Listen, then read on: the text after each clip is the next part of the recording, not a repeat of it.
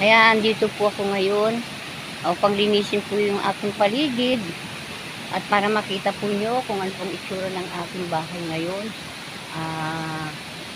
Ako na po ang magpuputol nito siguro. Kasi po, wala naman po akong aasahan. Kundi ako lang po. Ako po yung lalaki, babae po ako. Ganito na po ang gagawin ko talaga. Ako na po maglilinis yan. At ito po yung bahay ko.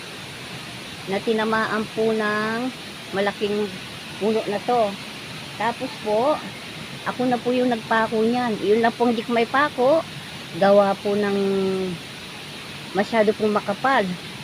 Kaya po lahat po ng tanim ko ay nasalanta. Dito po, papasok po tayo ngayon sa aking loob ng bahay.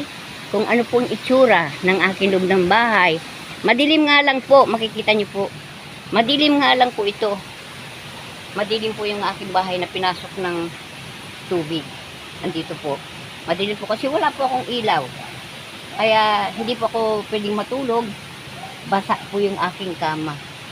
So yan po ang kaya umakyat ako dito. Kaya ko naman po sigurong putulin tong puno na to eh. Ako na lang po magpuputol. Manghiram na lang po ako ng gamit para po maputol ko itong punong tumama sa akin dingding. Maalis ko lang po to kasi po kalat. Pati halaman ko po nasalanta na. So magandang umaga po. Pinakita ko lang po sa inyo ang ating area na dinaanan po ng tanga na punong malakim nang galing po doon sa taas na naputol.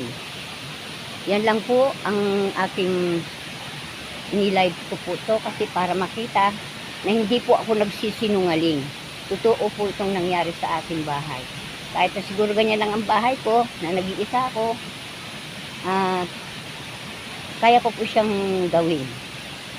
At nagpapasalamat nga po pala ako nung time po na yun ng nandyan August 17, wala po ako dito, nasa Zambales po ako. Pasalamat na lang po ako. At wala nga ako dito. Kung nandito po ako, siguro baka ito pong puno na to, baka tumama sa bubong ko na. Yun lang po, nagpapasalamat po ako sa Panginoon na nilayo po niya ako sa kapahamakan. Marami pong salamat sa inyo.